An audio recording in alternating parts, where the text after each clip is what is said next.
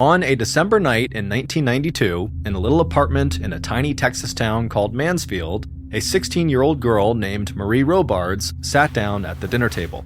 After taking her seat, Marie looked across the table and almost started laughing at her father, Stephen. Stephen, who was 38 years old and delivered mail for a living, was 6 foot 4 inches tall with long legs and long arms, and so him trying to sit at their little kitchen table made him look like a giant trying to sit at a kid's table. Stephen saw Marie smiling at him, and he smiled back, and then the two of them sniffed the air and exchanged excited looks. Stephen barely ever cooked, so he and Marie rarely sat down at the dinner table to eat together, but tonight was going to be different. Recently, Stephen had started dating a new woman who lived in the same apartment complex as he and Marie. Her name was Sandra Hudgens, and she loved to cook, and tonight, that was what she was doing. And her Mexican feast she was preparing was filling the apartment with delicious smells. As Sandra stood over the stove seasoning tacos, rice, and refried beans, Marie began telling her father about her day at school. She said all of her classes were interesting and going well, but chemistry was her favorite class.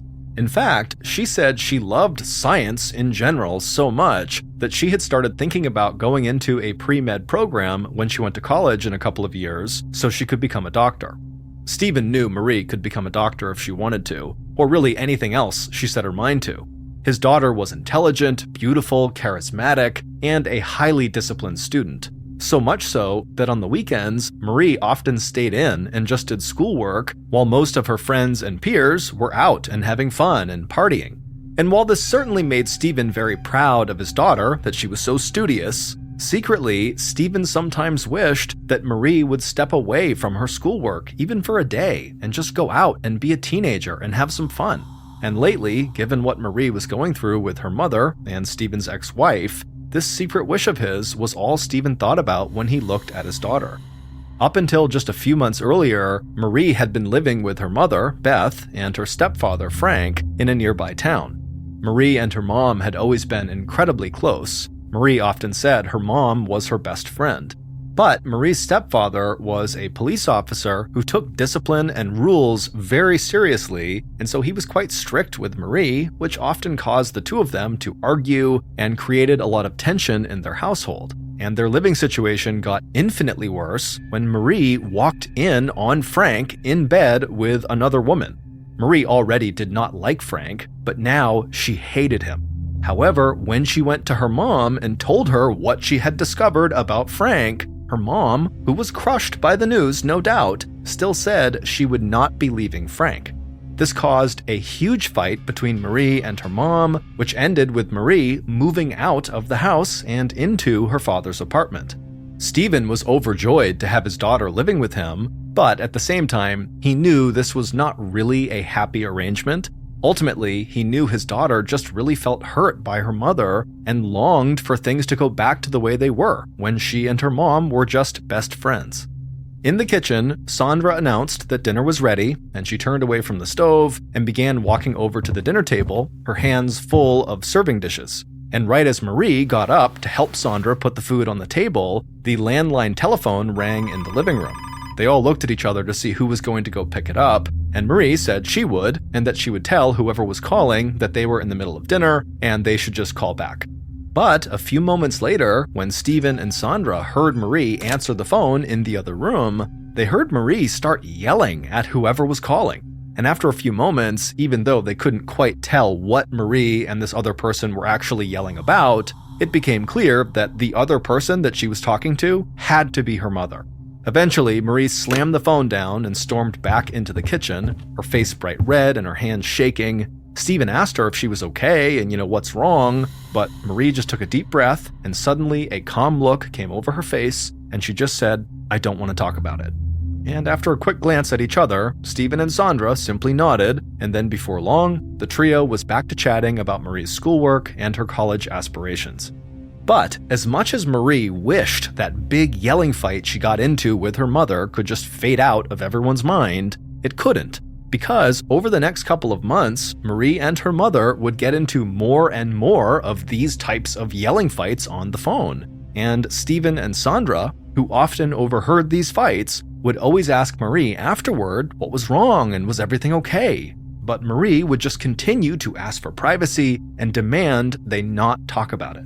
And for the most part, Stephen and Sandra did just that. They rarely pried and instead just kept an eye on Marie, hoping that someday soon the fighting with her mother would just stop. And by the middle of February of 1993, so 2 months after that first yelling fight Marie got into with her mom, it seemed like that was exactly what had happened, because the angry phone calls stopped, and Marie seemed happier and somewhat back to normal. But beneath the surface, something else entirely was going on. On the night of February 18th, so right around the time that the yelling phone fights stopped between Marie and her mom, Marie was home alone at the apartment, sitting on the couch reading from one of her science textbooks. Her father, Stephen, was out at church, and Stephen's girlfriend, Sandra, was at her own apartment nearby. As Marie flipped through the pages, she heard something bang against the front door. She wasn't sure if someone had knocked, or if maybe someone had accidentally hit the outside of their door, and so Marie just sat there for a second staring at the door, wondering if the knocking sound would start again, and after a few seconds, she heard it again. Marie glanced at her watch and saw that her father had only left about 45 minutes earlier, and normally he would stay at church for hours at a time, so this likely was not him, and Sandra was not scheduled to come by that night, so it likely was not her either. Marie waited a moment, and when she heard yet another bang, she called out to see who was there, but no one answered. After a few more moments of silence, Marie stood up and began walking over to the door, but before she could get there, the front door suddenly flew open and her father stumbled inside, and he looked absolutely terrible. His face was pale, and even though it was cold outside, there was sweat dripping down his forehead and his dress shirt was also drenched in sweat. Marie frantically began asking her dad what was wrong, what was going on, but all Stephen could get out was that he needed to lay down. So Marie rushed over and helped her enormous father stumble across the room until he kind of collapsed on the couch. And then once he was lying down, Marie, who was really starting to panic, told her father she was going to get Sandra and she'd be right back. And so a moment later, Marie had run out the front door into the cold night air, and she charged across the parking lot over to the row of apartments where Sandra lived, and then once she found Sandra's door, she began pounding on it.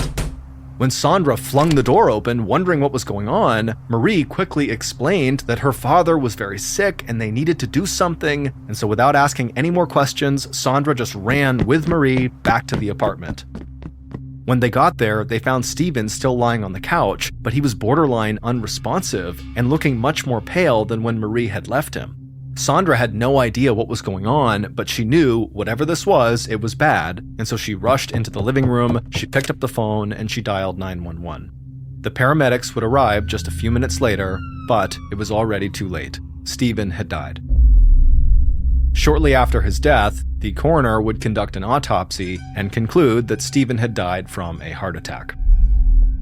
After her father's death, Marie, who was totally crushed, moved back in with her mother, Beth, and her stepfather, Frank. Even though Marie and her mother had stopped fighting, their relationship was by no means fixed, and Marie still hated Frank. But Beth promised Marie that things would be different this time around, and true to her word, Beth made a real effort to spend as much time as she could with Marie, just like the old days. And for a time, despite the tragic loss of her father, Marie was basically happy. But in the summer of 1993, a few months after Stephen died, Marie discovered a note that another woman had written to Frank, and based on that note, it was obvious to Marie that Frank was still cheating on her mother. But again, when Marie brought this note to her mother and pleaded with her to leave Frank and for them to just go live by themselves somewhere else, Marie's mother refused and said she would not be leaving Frank no matter what. And when she said that, Marie felt like her mother had turned her back on her and was choosing Frank over her own daughter. As such, Marie decided that she could not bear to live with either of them anymore. So in June, just 4 months after Marie had moved back in with her mom, Marie moved out again, this time to live with her grandfather, who lived in Mansfield, the same town where Stephen's apartment had been. Right away, Marie felt totally relieved to be away from all the drama surrounding her mother and Frank. And not long after moving in with her grandfather, Marie's senior year of high school began, and quickly, Marie was fully immersed in her schoolwork and spending almost no time worrying about all the issues in her family. Marie also began going out and seeing friends on the weekends, just like her father had always secretly hoped she would. But as happy and normal as Marie seemed, beneath the surface, this was not true. Because Marie had a secret that she was now starting to struggle to contain.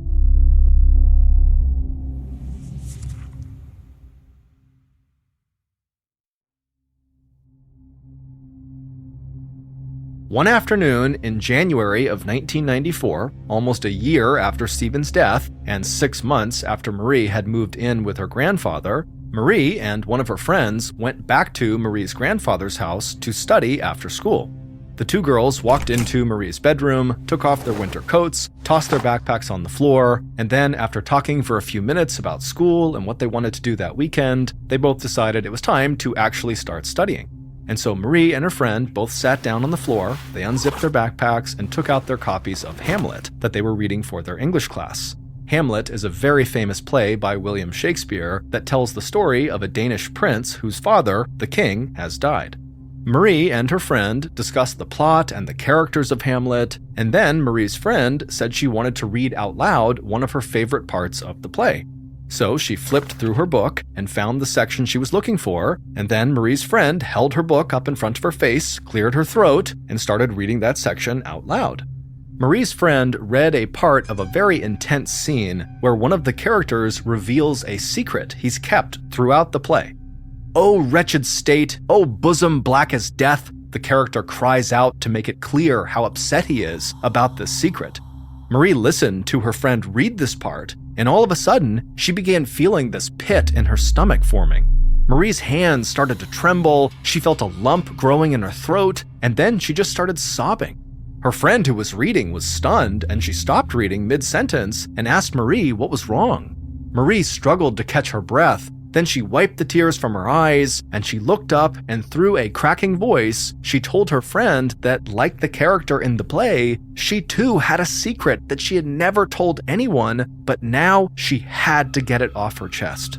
Marie's friend was stunned at this revelation, but quickly told Marie that she could trust her, and that whatever this secret was, she was sure Marie would be okay, that they could figure out what to do together. But when Marie actually began telling the friend what this secret was, the friend's face went pale and her mouth opened in horror.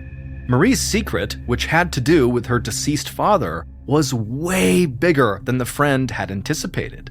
And if this was true, and the friend told anyone about it, it would make headlines around the country. Based on this wild secret story that Marie would tell her friend, and on later interviews conducted with Marie and Stephen's friends and family, here is a reconstruction of what happened the night Stephen Robards died in his apartment on February 18th, 1993. On February 18th, about an hour before Stephen left for church, a delivery person arrived at Stephen and Marie's apartment with the takeout Mexican food Stephen had ordered for dinner. After paying the delivery person, Stephen put the containers of food on the kitchen counter so Marie could begin eating, while Stephen stepped into the other room to get dressed for church. When he came back out again, he wolfed down a plate of food, gave Marie a kiss and said goodbye, and then headed out the door for the night. Once outside, Stephen got into his car and made the short drive to the church he attended in his neighborhood. He was in a great mood because he always looked forward to weeknight services. There was usually a smaller crowd than on Sundays, so it was easier for him to talk to friends and share in the community experience the church had to offer. When Stephen finally arrived at the church, he stepped out of his car and began walking towards the entrance. Even though it was a cold winter night for North Texas, with temperatures lower than 40 degrees Fahrenheit, Stephen felt warm and sweat was starting to bead on his forehead. But he just wiped the sweat away and didn't think too much about it. Stephen walked inside the church, took off his coat, and began chatting with other members of the congregation who were standing near the front door greeting new arrivals. A few moments later, Stephen had left the front entryway and made his way to a seat in one of the church's long wooden pews. Shortly after that, as the minister took his place in front of the congregation and got ready to begin the service, Stephen's vision began to blur. He felt sweat dripping down his forehead again, and now he was having a hard time focusing, like he was overtired or something. But Stephen just continued to wipe the sweat away and told himself everything was fine. But just a few moments later, he began to feel a sharp pain in his stomach. Stephen winced and grabbed at his midsection and bent over in the pew. The people sitting next to him looked worried and asked if Stephen needed any help. He told them he was okay through gritted teeth, but as he did, he started to feel nauseous, and so quickly he stood up, apologized to the people sitting next to him, and he hustled out of the row and out of the church as fast as he could. Once outside, Stephen felt the cold air hit his skin, but he was still burning up and sweating profusely. The pain in his stomach was getting worse too, but he managed to not throw up and got into his car, turned it on, and began driving out of the lot back towards home. By the time Stephen pulled into a parking spot in front of his apartment, the pain in his stomach had gotten exponentially worse, and now, on top of everything else, he was struggling to breathe. He managed to get his car door open, and he groaned in pain as he stumbled to the front door of his apartment. His hands were shaking as he raised his keys up to the lock and tried to unlock the door, but he couldn't get the keys to fit in, and he sort of fell forward and slammed against the outside of the door. This was the first loud thumping sound that his daughter would hear inside as she studied her science textbook. Stephen took a breath and then managed to get the keys into the lock and open the door, stumbling inside practically onto Marie. Marie helped him lay down on the couch, and then she ran off to get Sandra. Meanwhile, Stephen's throat began tightening up like he was being choked. And while Stephen lay alone on the couch waiting for Marie and Sandra to return, he began to convulse and foam at the mouth. And when Sandra and Marie did return to the apartment, Stephen was no longer responsive, and a few minutes later, when paramedics arrived, it was obvious to everyone in the room that Stephen was just getting worse. And so Sandra, sensing this, grabbed Marie and pressed her face into her chest so Marie would not have to see her father die. Stephen then made one final gasping sound, and then he would die. As Sandra began to cry, Marie pulled herself away from her and just stood there motionless, staring over at her now deceased father. Even though Marie's outward expression showed shock and horror and sadness, inside, Marie felt differently. She was pleased. The night had gone exactly to plan. After Stephen had put that takeout food on the kitchen counter and then stepped into the other room, Marie had rushed over to the kitchen, pulled out a folded-up paper towel from her pocket that contained an odorless, tasteless white powder inside of it, and then Marie quickly sprinkled that powder into the refried beans, something she knew her father would be eating. She stirred it up so he wouldn't notice, and then she grabbed a few untainted tacos for herself, rushed back to the couch, and waited in the other room. When her dad came out a few minutes later, she watched with joy as her dad did exactly what she hoped. He began eating huge quantities of the refried beans. Afterward, he grabbed his jacket, gave Marie a kiss, and headed out the door for church, not realizing he was already a dead man. Marie had poisoned her father, but it would turn out the reason she did it really had nothing to do with Stephen. Instead, it had to do with her mother and her very strict stepfather, Frank. Frank believed it was very important that Marie, whose parents were obviously divorced, pick which biological parent, Beth or Stephen, she wanted to live with. And once that decision was made, he told her it was final. Frank did not want Marie to feel like she could bounce back and forth from one household to the other. She basically needed to commit to one family or the other, and that was it. And Frank told Marie, who was living with Frank and Beth, and so her de facto decision had been to live with them, that if Marie ever moved out to go live with Stephen, then Marie would never be welcome back to live with Beth and Frank. And after Marie caught Frank cheating on her mother, and her mother refused to leave Frank, Marie moved out of the house and in with Stephen. But shortly after moving in with Stephen, Marie had a change of heart and missed her mother terribly and wanted to move back in with her and with Frank. But because of Frank's rule, Frank said no. Marie had been furious and tried to persuade her mother to change Frank's mind and let her come back home and live with them, but her mother continued to stand by Frank and just said, no, you need to stay with your father now. And so this led to all of those yelling fights Marie got into with her mother on the phone that Stephen and Sandra kept overhearing. Marie was absolutely furious and heartbroken, and eventually felt so desperate to find a way to go live with her mom again that she decided the only way was to kill her father, because then her mother and Frank would have to take her back. And so, on February 18th, 1993, Marie poisoned her father's refried beans with a chemical called barium acetate, which is toxic to humans. Marie had stolen the chemical from her chemistry classroom. The reason the coroner had not noticed that Stephen had been poisoned is because in order to detect barium acetate, you basically need to run a special test at a special facility.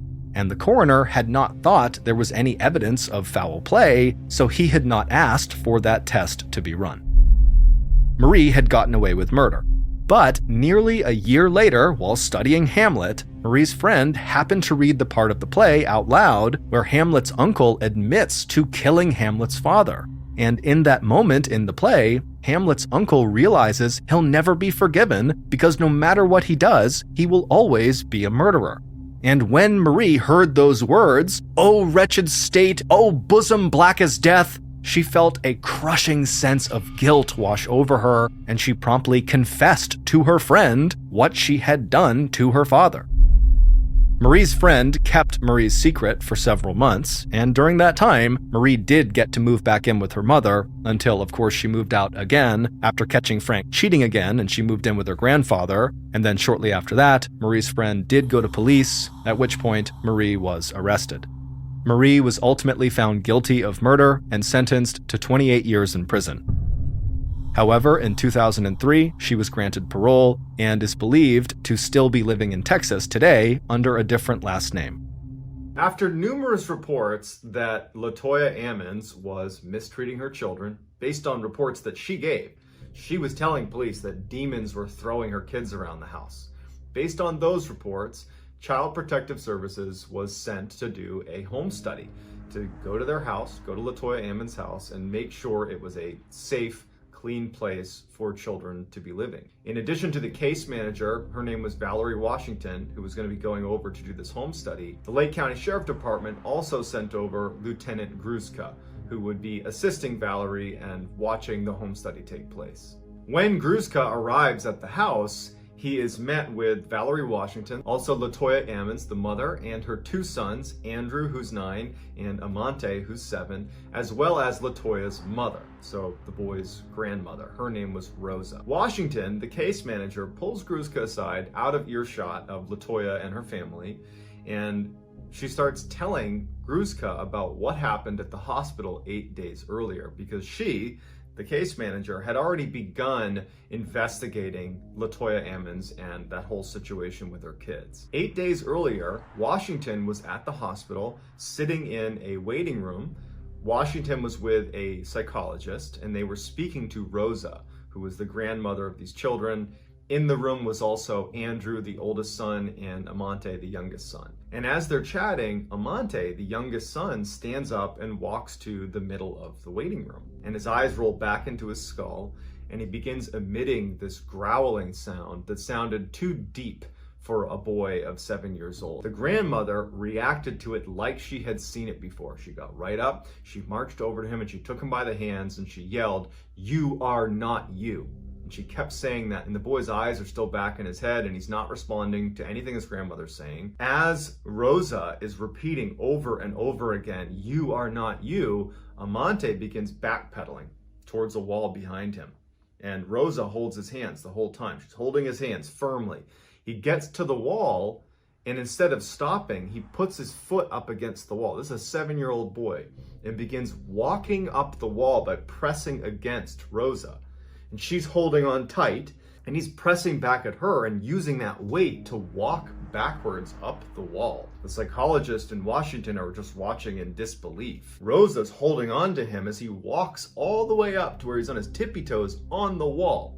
And then he flips forward in front of her and lands on his feet on the other side of Rosa. The psychologist and Washington literally run out of the room, and they go get a doctor, and they explain what happened. The doctor comes in, not having any clue what to make of this, and just says to the boy, "Can you do that again?" And Amante at this point, his eyes are back to normal, and he's sitting now next to Rosa, and he says, "What? I didn't do anything," and acted like he had not been walking up the walls. Now, it's not in the report how Lieutenant Gruszka responds to Washington's story about the hospital. However, the entire police report that I'm pulling all this information from is written by Lieutenant Gruszka at the end of the investigation. So this exchange between he and the case manager, Washington, about the hospital visit that he was not part of, it apparently carried weight in the entire investigation, that he felt compelled to add it into the report. Even though on paper, you would think if you're doing a home study for this house, why would you incorporate something that didn't have anything to do with the house? It gives you maybe an insight into Lieutenant Gruszka, although his language remains super professional and very pragmatic, that perhaps Lieutenant Gruszka at the end of this investigation was starting to think this might be paranormal. After this story, 2 more police officers show up to the house to assist with this home study. One was Brian Miller and the other was Charles Austin. At this point, the 3 officers, Gruszka, Miller, and Austin, along with the case manager, Washington, begin walking towards the family and towards the front door of the house. LaToya says that she and her kids will not go back in the house because they had moved out very recently because of the strangeness that they claim was happening inside of the house. They felt like they were under attack by demons. And so the police, they needed someone to bring them in. And so Rosa, the grandmother, LaToya's mother, she offered to go in with them. So the house is a single-story, 3-bedroom house. You walk in and you're inside of the screened-in porch. You go into the main level. There's a few bedrooms, and then there's a stairwell that leads down into the basement. And so they go in, and Lieutenant Gruszka is in charge of taking pictures and recording audio the whole time they're in the house. They were not aware that they had already moved out. So it's a bit of an awkward home study because they're not even living there anymore. But either way, they're going to do their job. They're walking around, taking pictures of each of the bedrooms. There's 3 bedrooms, there's a kitchen, basic stuff upstairs. And then they go downstairs to the basement. Now, the basement was where LaToya and her family claimed the majority of the paranormal activity was taking place. The steps leading down to the basement were wood. They went down into the basement. The basement floor was concrete and the walls were concrete blocks. As they go down, Lieutenant Gruszka would notice that there were candles that had been placed all over the basement floor that had burned down to their wick. There was also an altar and a nativity scene that had been placed near the underside of the stairs. And so when Gruszka goes over to take pictures of the altar and the nativity scene, he recognizes that under the stairs, near where those 2 things are placed, it's all dirt. The concrete that made up the floor of the basement had been broken away, and there was jagged pieces of concrete where there should have been a continuous flow of concrete underneath the steps. It had been snapped up and broken away. It was gone. When Rosa was questioned about the strangeness of the basement with all the candles and the altar, she just said that there's a presence down here, and that's all she was able to articulate. The other officers and the case manager and Rosa, they go back upstairs, and Lieutenant Gruszka and Charles Austin, the other officer, they stay in the basement and take a few extra pictures, a couple more underneath the stairs, and just of the candles before they ultimately go upstairs as well. When Gruszka comes upstairs, Rosa's waiting for him, and she's about to turn the light off leading down into the basement, and she asks him, "Did you get any pictures underneath the stairs?" And he said, yeah, I did. I stayed down there and I took some more pictures. She looks at him and she says, "Sometimes at night when we're sleeping on the main floor, we'll hear commotion in the basement. It sounds like maybe someone bumping on the underside of the stairs. And then you hear footsteps walking up the wood steps.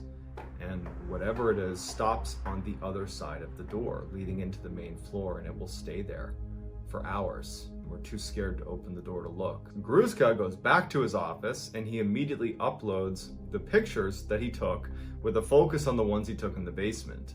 And he finds that there is a couple pictures he took under the stairs, that in the right-hand corner of the picture, just behind one of the steps, it's partially obscured, is a white mist or a white cloud.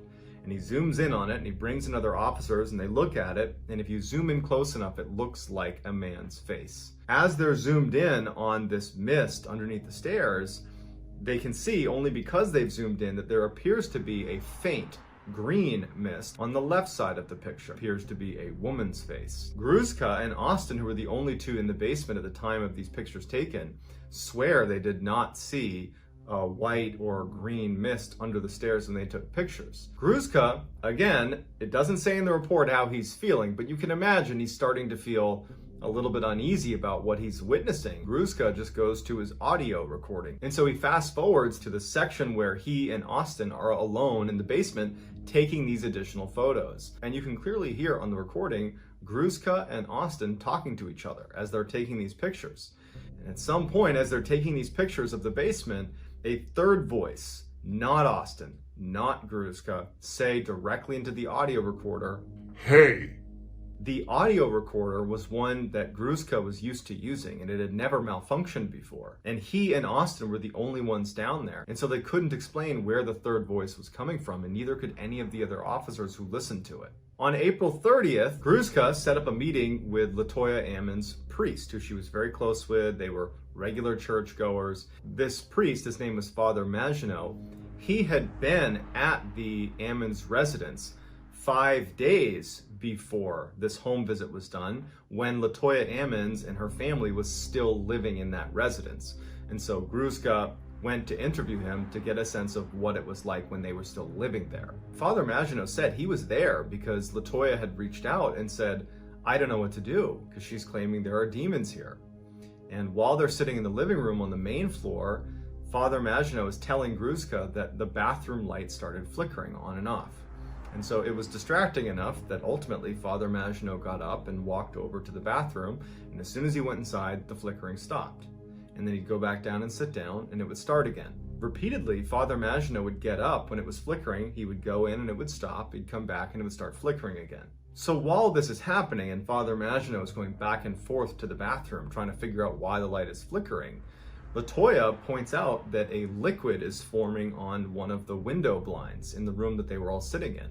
There was this oily liquid substance that was just kind of trickling down the window blinds.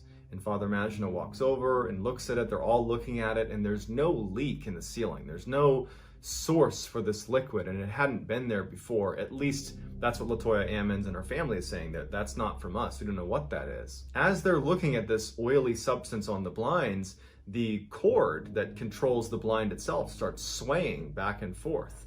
And everyone's startled as they're looking at it because there's no draft in the room. The window's not open. There's no reason it should be swaying. While they're looking at this cord, Father Maginot looks down and sees this huge footprint in the carpet near where they're standing that was too big to be his, and nobody else in the house had a footprint that was that big. At this point, Father Maginot doesn't think it's safe for the family to be there and advises her to leave. And this would actually be the episode that prompts LaToya Ammon's and her family to leave the house and not come back. On May 10th, Lieutenant Gruszka, a new Child Protective Services case manager, and a host of police officers go back to the Ammon's residence. The Ammon's residence has been unoccupied with all utilities shut off, locked and sealed since the last time they were there, which was on April 27th. So it's a 2-week period that no one has been in the house. But there was a customary follow-up to this house. They had to as part of the home study. When Lieutenant Gruszka arrives at the property, outside is Father Maginot, as well as LaToya Ammon's, her mother, Rosa, LaToya's 2 sons, Andrew and Amante, as well as a host of police officers. There's a canine unit that's there. Although it's not said explicitly in the report, it would appear that the reason there's all this additional police presence in a canine unit is because there's enough weirdness being reported about the house. There could be a home invasion situation happening, that somebody else is living in this house. Any number of things could be happening, but they can't write off all of the strange testimony about what's happening in the house. And so before they go in for this second home study, they have one of the dogs from the canine unit go into the property and search the property for intruders, just in case this was a home invasion or something like that. They wanted to just check the box. So they send the dog in, the dog comes out, hasn't found anything unusual. And so the police, along with Father Maginot, the case manager, and Rosa, they go back into the house. The main level looked untouched. There was nothing strange happening in the main level when they walked around. Nothing was disturbed. It looked like no one had been here in 2 weeks. So they open the door to the basement, they turn on the light, and a couple weird things happen right away. One, they notice that on the steps, on the wooden steps leading into the basement, there is an oily substance with no clear origin that goes all the way down the steps, snakes around the side, and disappears underneath the stairs. As they begin walking down the stairs, the case manager from Child Protective Services happens to touch a cabinet that had been built into the walls along the stairwell leading down into the basement. And immediately she pulls her hand back. She grabs her pinky and she reacts like something had hurt her. And they ask, hey, what's going on? And she's like, I don't know, I just touched the cabinet and my hand now hurts. My pinky hurts, it's tingling. And it apparently had turned white. We don't have any images to show that, but her pinky basically had been wounded just from touching this cabinet. And so the officers go down into the basement, they follow this oily trail that goes back under the stairs, and they're thinking to themselves, all the utilities have been turned off. There's no reason there should be any water down here. Not to mention there's no origin for this oily substance. And no one's been in the house for the past 2 weeks. So we can't even account for this by saying that one of the family members might have spilled something. And so even though it's not written into the report that they were scared or that they were considering this could be beyond rational explanation, it's clear from what happens next that everybody there was ready to explore the idea that something was happening underneath the steps, because now the family's claimed there's been something crawling out of there and walking up the stairs at night. You have the strange oily substance coming from the underside of the stairs. You have the white and the green apparition inside of the pictures. Father Maginot suggested that if there was some sort of demonic possession happening in the house, that there's a good chance they would find things underneath the steps that were tied to the family. And so they decide they're gonna dig up the dirt underneath the steps. And so Gruszka begins digging into this dirt patch under the steps. And he makes it about 2 feet down. And he finds a press-on pink fingernail. He also finds women's underwear. And as he keeps digging, he finds a political pin, like for your t-shirt. He also finds the lid to one of the cooking pots from upstairs. He continues to dig and he finds some trash and miscellaneous papers, and it dawns on the group that someone or something is leaving the basement, going into the main section of the house, taking things from the family, going back downstairs, going underneath the steps, and burying them, and probably has been for some time. And so at some point they stopped being able to dig any farther. The soil was too hard, so they put the soil back and decide to leave the house. As they're leaving the house, Rosa is the last one to leave, and she actually says, hey, come over here. And she's standing in that screened-in porch, and she's looking up at the window blinds. On the window blinds in the house is that same, or it appeared to be the same, oily substance trickling down the blinds that matched the description of what Father Maginot had said he had seen when he was visiting the family before and saw liquid coming down the blinds. And so the officers reacted to this by saying, Rosa, did you do this? Are you responsible for putting this liquid on the blinds? And she said no. There was no clear source for this liquid. There was no leak. There was nothing. And so Lieutenant Gruszka wipes the liquid off of the blinds and tells everyone to leave the house. For 25 minutes they waited, and then they went back inside to see if there was going to be liquid there, and there was. And Father Maginot would say that after that first time he was there and he saw the liquid dripping down, he did some research, and it's very common over the history of time that if there's any sort of demonic possession in a house, that liquids will ooze from different areas in the house. And it's this oily substance that matches the description of what they just saw. At this point, Lieutenant Gruszka and the police tell everyone to vacate the premise, they lock it up, and they leave. And that is the end of the police report. Although not included in this police report, where I pulled all of the story from, Charles Austin, who was the other officer who was in the basement with Lieutenant Gruszka when they were taking pictures underneath the steps and they heard that voice on the recorder, well, Charles Austin actually worked for another police department, the Hammond Police Department, and he took some pictures of the outside of this house during the time that no one was staying at the house. And one of the official police pictures shows a shadowy figure standing in the screened-in porch of this house right near where that liquid was dripping down the blinds. In 2014, Zach Bagans, who's a popular paranormal investigator, he hosts the show Ghost Adventures, he purchased the Demon House and filmed a documentary that he called The Demon House, and you can check that out for yourself. In the late 1860s, a group of rugged American explorers came out of the wilderness and went straight to a newspaper to tell them about this otherworldly place they had found. And so the newspaper sat down, they got their notepad out, and these explorers start describing this place. And they say, okay, well, it's this huge expanse of wilderness. And in the middle of it, there are all these boiling lakes that are either neon green or yellow or red or all of those. And they're shooting boiling water into the sky. And there are these breathtaking waterfalls and snow-capped mountains. And there are bison and elk and wolves and bears just free roaming the whole area. And so the newspaper, they take all this down, and at the end of it, they say, okay, guys, well, unfortunately, we don't publish fiction. But these explorers weren't lying. They were describing an area that we now know as Yellowstone National Park, which is this massive expanse of wilderness in Wyoming that sits on top of a volcano. And those boiling neon green, red, and yellow lakes really do exist. Those are hot springs, and they are the result of water passing by and making contact with underground magma chambers. Today, Yellowstone is so popular that every year millions of people go to the park, and so as a result, the park employs hundreds of people year-round to keep up with tourism. Many of these employees are young people, like college students, and in addition to being paid for their work, the park also offers them the ability to live in employee housing, which are basically dormitories spaced all across the park to make it easier to just be on site and do their job. And these dormitories are either free or very low cost. And so these young people typically take up that offer and will stay inside of these dormitories for as long as they're working at the park. And so in 2000, a 20-year-old summer employee named Sarah Hulfers, she was staying in one of these dormitories in the park, and she was in her room when a group of other young employees that were staying in this dorm came down the hall and they knocked on her door and they asked her if she wanted to come with them to go swimming. And so Sarah, she had a day off and she wasn't doing anything, and so she said, sure, I'll come with you guys. And so after they all got their bathing suits on and got their towels and snacks packed, they left the dormitories and got into a couple of cars, and then they drove over to this dirt lot that was right up against this huge forest. And so they parked, they got out, and they make their way over to this trailhead that begins in the parking lot and goes straight into this forest. And so they walk down this trail until the trail goes right out of the forest and brings them to the edge of this river. And this river was called the Firehole River. It was called that because the surface of this river steamed, and it gave the impression that this river was on fire.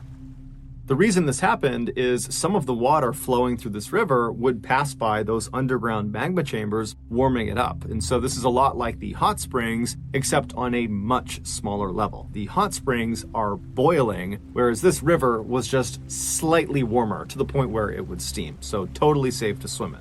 So Sarah and the rest of this group, they come out of that trailhead and they're standing on the edge of this beautiful river, and they walk down to the edge and they all jump in and they have this great day. They're swimming around, they're playing games, and they were only expecting to be there for a couple of hours, but they were having so much fun that before long, the sun had gone down and they were still in the river. And so when it was dark out, they finally climbed out of the river and they toweled off, and then they realized they had a bit of a problem. Because they did not expect to be there for as long as they were, no one had brought flashlights, and the way back to the parking lot would be going along that trail through the forest, but that was a pretty far trail, and it's totally pitch black out. There's no ambient light, and realistically, there's some pretty big animals that live inside of that forest, and so some people in this group were a little bit nervous about walking through this forest. But ultimately, about half of the group said, you know what, whatever, let's just run through the forest and get back to our cars as fast as we can. I'm sure nothing will happen to us. And the other half decided they would look for an alternative route that would skirt the forest and allow the moonlight to be their guide along the way. That second group was made up of Sarah, along with two 18-year-old boys named Lance Bucci and Tyler Montague. So Sarah and these two boys, they're standing there and they're watching the first group go into the forest and disappear. And then she, along with these two guys, they turn right and they begin skirting the river and walking around the forest. And so they walk downstream with the river on one side and the forest on their left. And they're walking for a while until they see up ahead on their left, it looks like the forest is starting to thin out maybe a little bit. And so they took that as an opportunity to cut left and basically begin kind of going straight towards the parking lot, which was generally off to their left. And so they make that turn, they start walking, and the terrain is relatively open. It's this big open field with a couple of trees here and there. It was pretty easy to navigate, and they felt like, hey, we found a great alternative route. The moonlight's still shining through. We got great visibility. And so they're walking along happy as can be. And then they see there's a couple of streams up ahead. They get to the first stream and it's not that big, so they jump across it. They get to the next stream, it's still not that big, they jump across that one. And then they get to this third stream and they realize, it's still pretty small, but it's significantly bigger than the last two. And so if we mistime it, we could fall into it. Now, this was not some huge deal. They were already wet from having gone swimming, but they didn't want to jump in this stream. And so they considered walking off to the right and trying to find an area that was more narrow they could jump across more easily. But they figured they were probably within maybe 100 or 200 feet of the parking lot. They couldn't see it, but they knew they were close. And they really didn't want to go farther and farther away to only have to just jump over this thing anyways. And so they decide, you know what? Let's just jump across it. Let's just do it. If we fall in, we fall in. And so the three of them backed up from the stream to give themselves some running room, and then they grabbed hands, and at the same time, all three of them ran forward and leapt across the stream. And they cleared it. They landed on the other side, but the ground they landed on was kind of loose and soft, and so it kind of crumbled underneath them, and they all fell backwards into the stream. In the darkness, this stream had looked like the other two streams they had seen, albeit a little bit larger, and so they were not thinking this could be potentially hazardous if they fell into the water. But it would turn out this stream was extremely hazardous. It was nothing like the other two streams they had encountered. This one was runoff from a nearby hot spring, and so the temperature inside of this stream was 178 degrees Fahrenheit.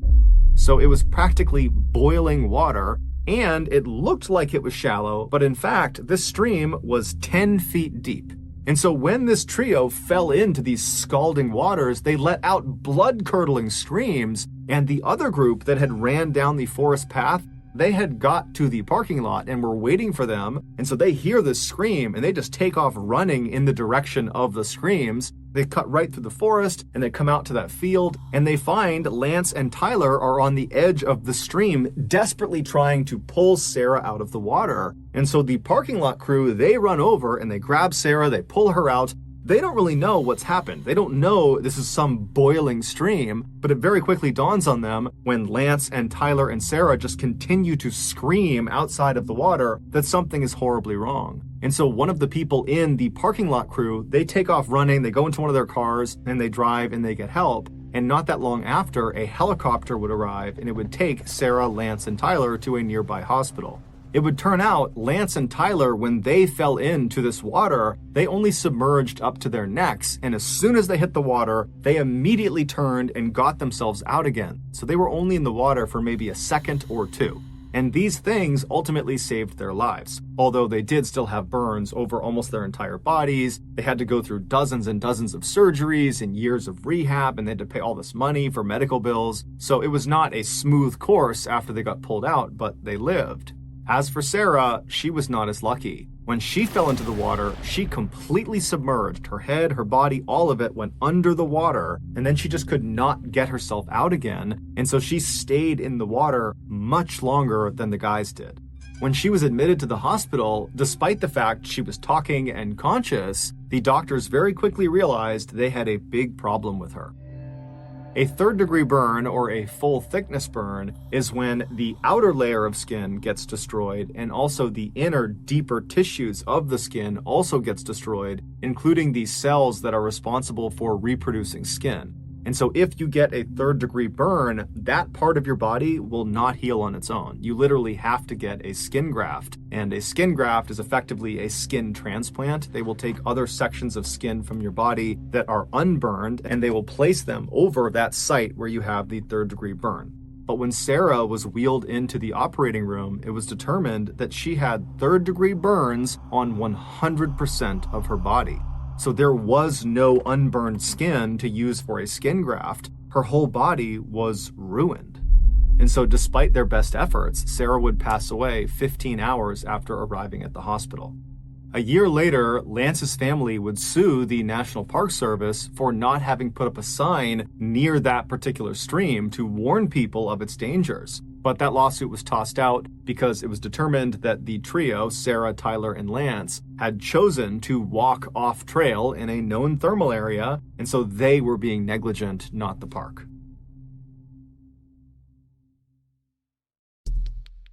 The next story, which is our number 2 story on today's list, is called Magellan.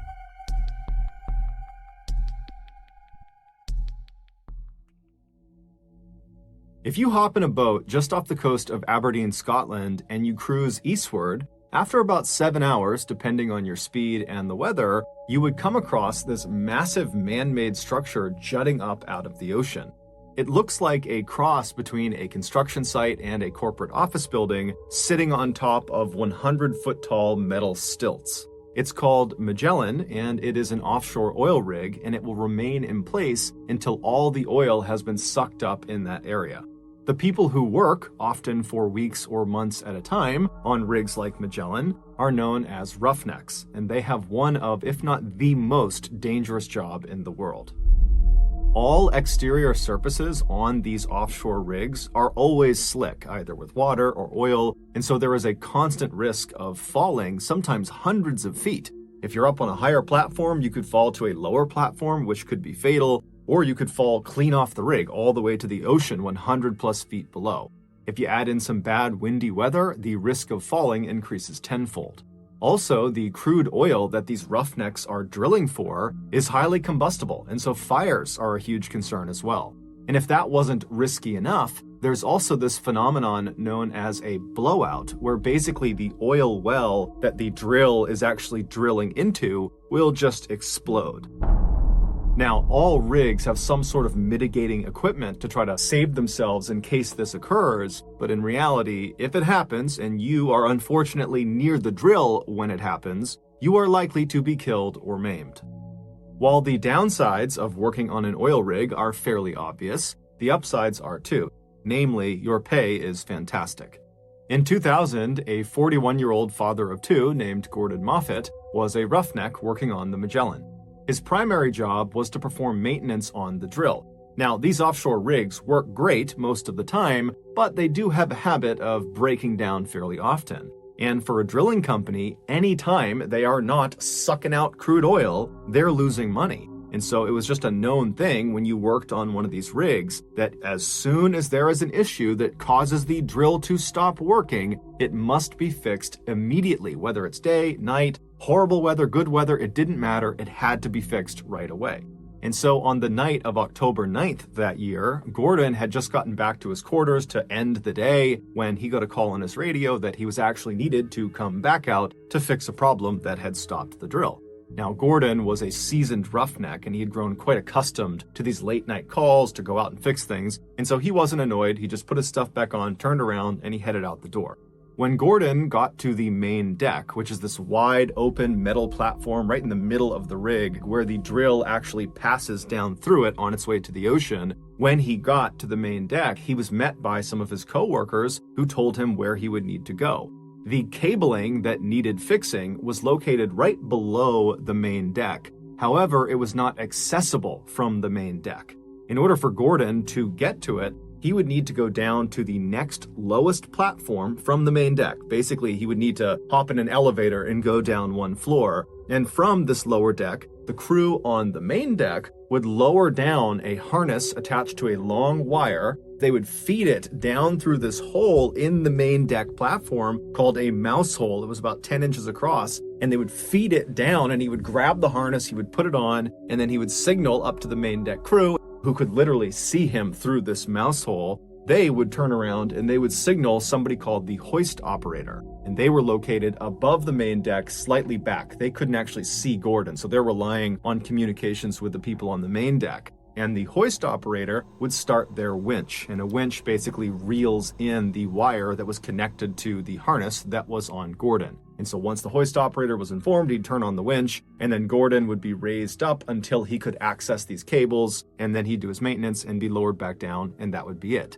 Now, Gordon and the crew had done maintenance using this winch system many times before, so this was a very routine fix. So Gordon made his way from the main deck down to the slightly lower deck, and he looked up at the mouse hole and he watched as the main deck crew members lowered the harness with the wire attached to it down through the mouse hole. And so Gordon grabbed the harness, he put it around his waist and he secured it. And after he was sure it was on correctly, he signaled up to the crew on the main deck that he was ready to start, and they in turn turned around, they flagged the hoist operator who started the winch. And so very slowly, Gordon was lifted off the platform he was standing on, and he was brought up after several minutes, all the way up about 10 feet to access these cables. And as soon as he was parallel with them, he waved to the main deck crew, who were not far from him at this point, and he said, "I'm good." And so they turned around, they told the hoist operator, who stopped the winch. And so Gordon got his tools out and he began working on these cables, and the whole time he's trying to stay in one place because the wind is whipping through and he's kind of dangling and swinging around. And then eventually he finishes the repair, the cables are good, and so he signals the crew on the main deck through the mouse hole that he was good to go. "You can lower me back down now." And so the main deck crew, they turn, they wave to the hoist operator to go ahead and lower Gordon, and the hoist operator, he gives the thumbs up and he starts the winch. However, the hoist operator accidentally forgot to switch the direction of the winch. And so when he started it again, instead of the winch spooling the wire out and lowering Gordon, it continued to reel the wire in, pulling Gordon upward.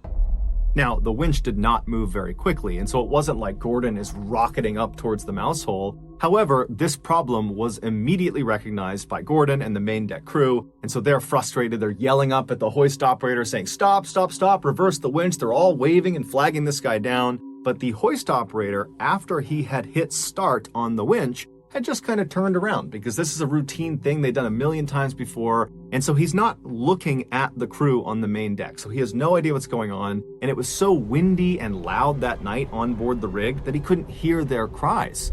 And so the winch just continued to reel in the wire, slowly raising Gordon closer and closer to the mouse hole.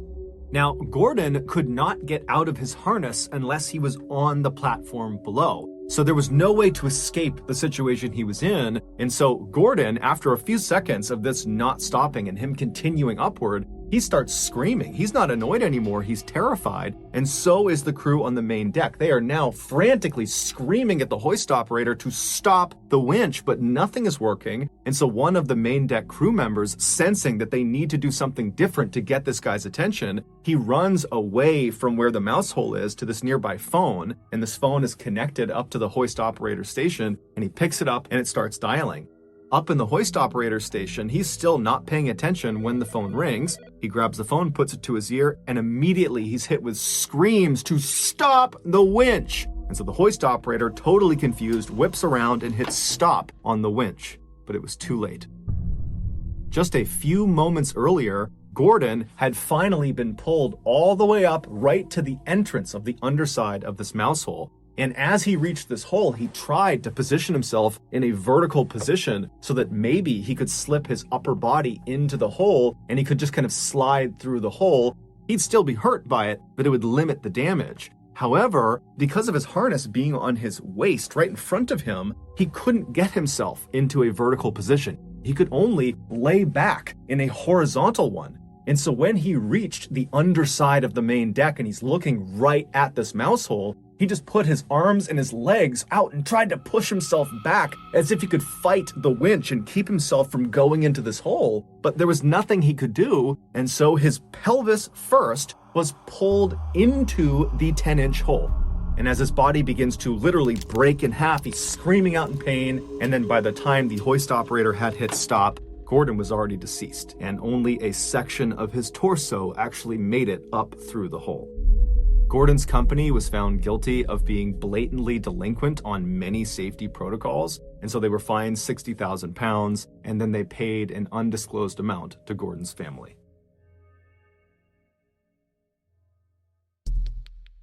The next and final story, which is the top story of today's list, is called Boilermakers.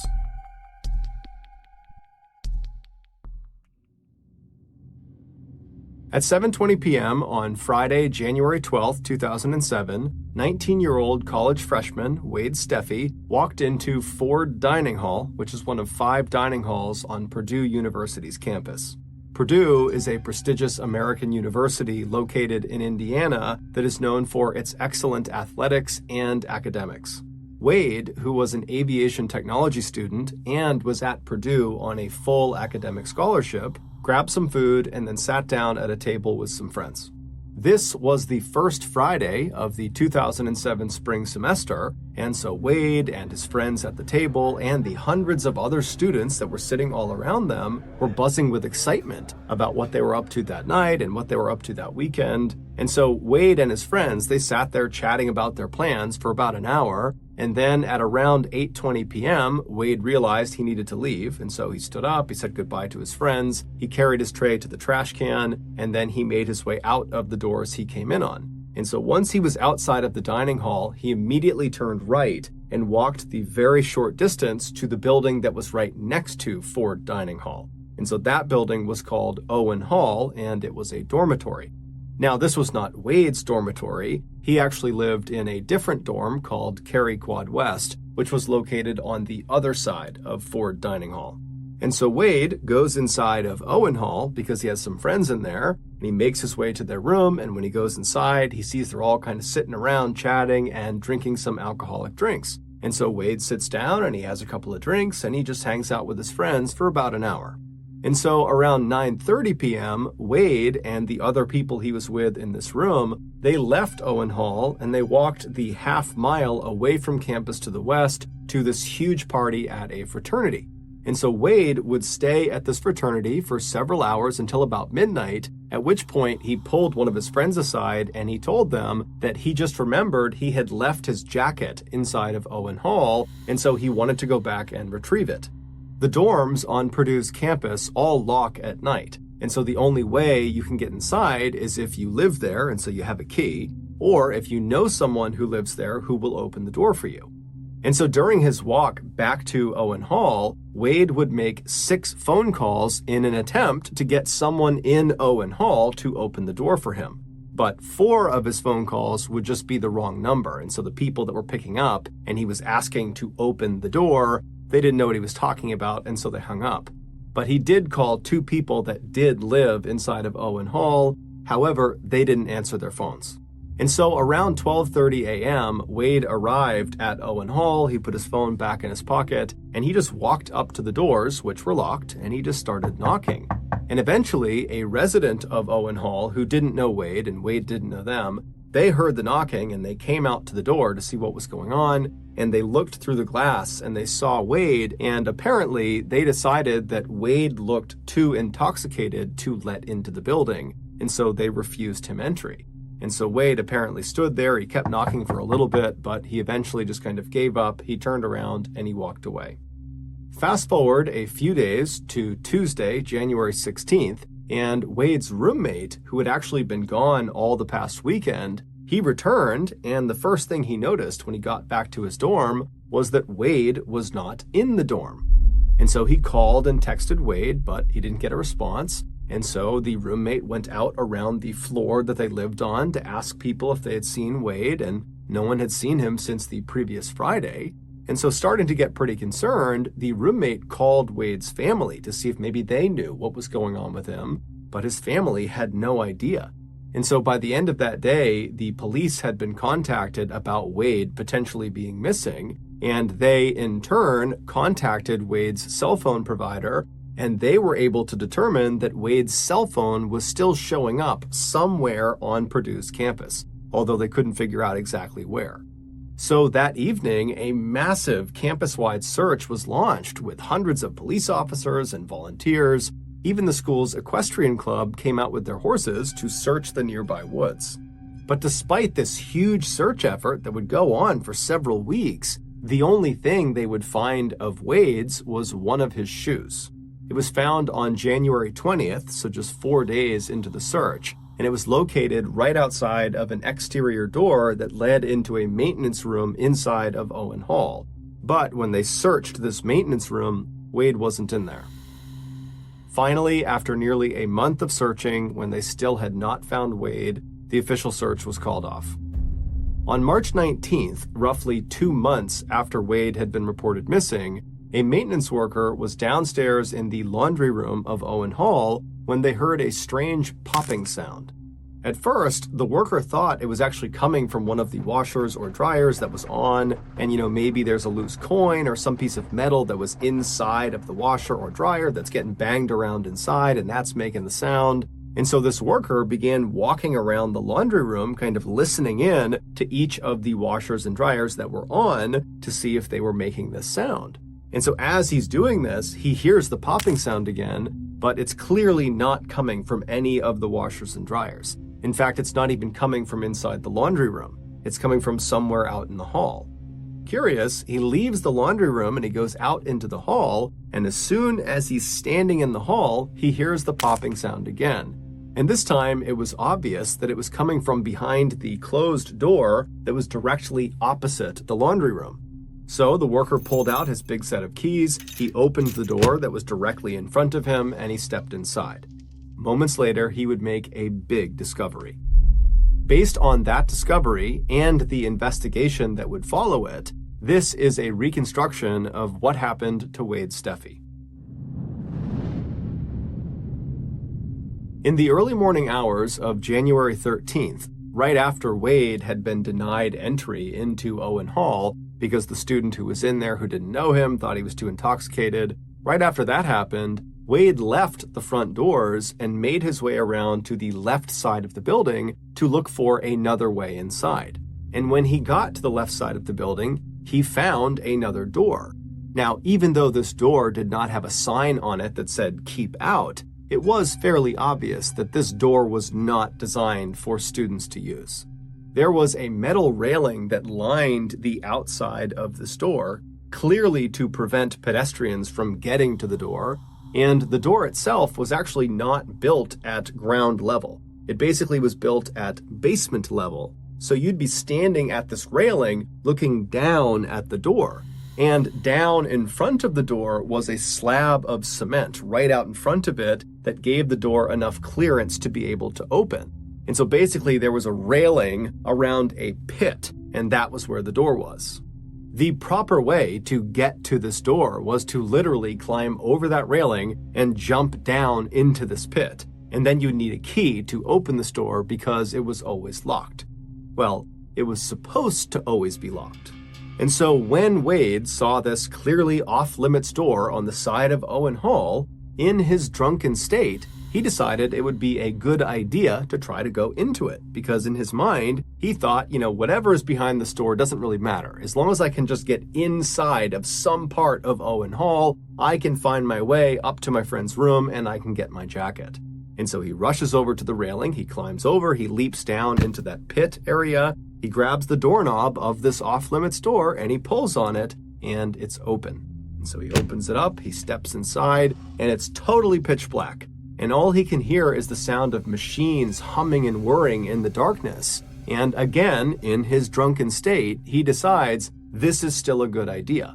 His only concern was he couldn't find a light switch, and it really was basically pitch black in here. And he was worried once the door shut, not only would his only light source be totally cut off, but it might actually lock behind him and then he'd be trapped inside of this room. And so he took off one of his shoes and he tucked it in the door jamb of the door he came in on to keep it open. And so with the door propped open behind him, he began walking into this room. And pretty much right away, he bumped into this big metal structure. He couldn't see what it was because, again, it was too dark, but he could feel it. And he could tell, it was a flat metal structure. It felt like a machine of some kind. And he could hear that it was one of the machines that was buzzing and whirring. And so he just decided he would try to walk around it. Because again, his goal is just to get through this room and find another door somewhere and kind of continue his journey up into the dorm. And so Wade began moving his way left along this machine, kind of believing it was going to come to a stop at some point, and then he could walk around it. But it would turn out this machine was very big, very wide. And so by the time he actually got to the left edge of this machine, he was practically right up against the wall of the room he was in. And when he got there, he realized the space between the side of the machine and the wall of the room was big enough that if he turned sideways, he could basically squeeze his way past it. Now, he had no idea how far into the room this strange machine went, but in his drunken state, he decided it was a good idea. And so he turned sideways, so his back is to the wall of the room, and his chest is going to be facing the machine, and he begins pushing himself into that narrow space. And so as he's making his way, his hands are up, kind of protecting his face and neck, and at some point, he kind of begins to trip. Now, he didn't actually fall because he's basically wedged into this tight space, but for a second, he reflexively grabbed with his hands onto this machine right in front of him, and just by chance, his left ring finger slipped into a very narrow hole that was about 2 inches deep. The room that Wade was inside of was called an electrical vault, and it contained 6 large transformers, one of which Wade's finger had just stuck inside of. The job of these 6 transformers is to take the high voltage they receive from the main power grid and then transform it, hence the name, into lower usable voltage that gets dispersed into Owen Hall for residents and teachers.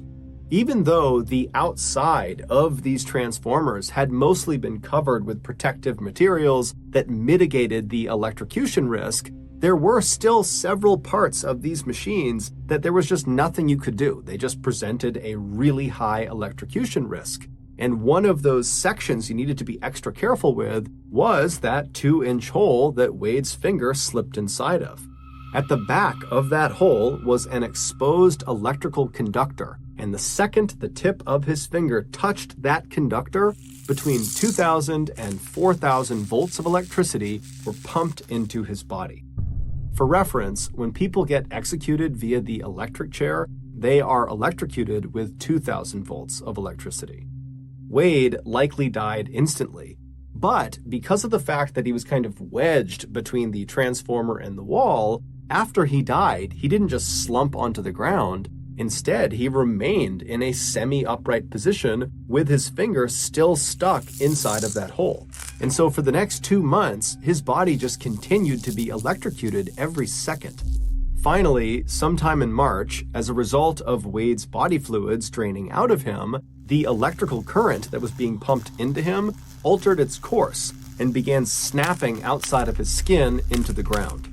And so the sound of the electrical current actually striking the ground was that popping sound that the maintenance worker heard.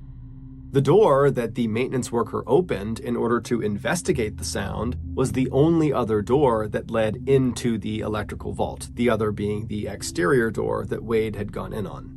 Initially, when the worker opened that door and looked inside of the vault, he actually didn't see Wade, but he smelled something funny, and that was what led him to walk into the room and make his way around, and that's when he spotted Wade's body. Earlier, on January 20th, when they found Wade's shoe, which at some point had just slipped out of the door jamb, so it was not propping open the exterior door when it was found, it was just sitting in that pit area and the exterior door was shut. And so when they found that shoe, the police, they did go inside of the electrical vault, but they didn't go in through the exterior door. They went around and went in the same door that the maintenance worker opened from right across the hall from the laundry room. And when they opened it up, they just looked into the room. They didn't walk into the room, they just looked from the doorway, and from their perspective, they couldn't see Wade. And so that was why initially they had said, Wade is not inside of that room. Ultimately, because that exterior door to the electrical vault was supposed to be locked at all times, and clearly it was not because that's how Wade got in, Purdue was found to be negligent, and so they agreed to pay Wade's family $500,000, and they also set up a scholarship in Wade's name.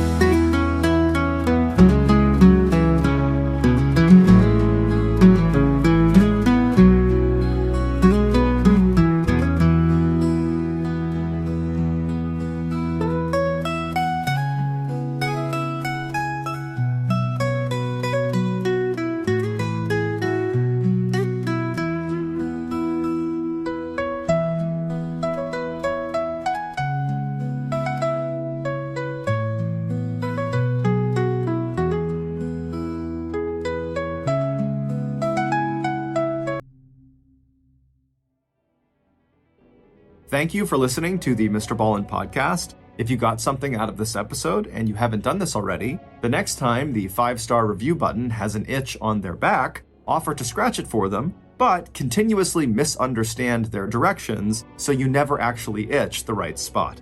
Also, please subscribe to the Mr. Ballin podcast on YouTube, Spotify, Apple Podcasts, Amazon, Google, and anywhere else you get your podcasts. This podcast airs every Monday and Thursday morning, but in the meantime, you can always watch one of the hundreds of stories we have posted on our main YouTube channel, which is just called Mr. Ballin.